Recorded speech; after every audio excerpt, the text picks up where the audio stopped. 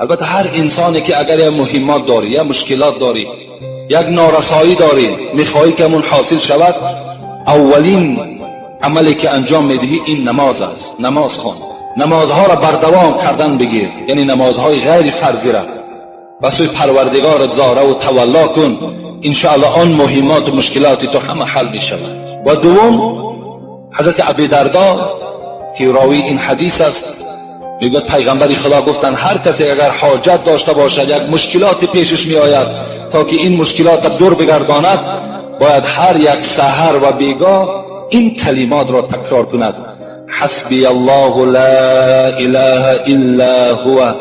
علیه توکلت و هو رب العرش العظیم. این کلمات را 7 بار سحر، 7 بار از قسم بیگاه میگویید، انشاءالله آن مهمات و مشکلاتی که دارید همه دور و برطرف می شود.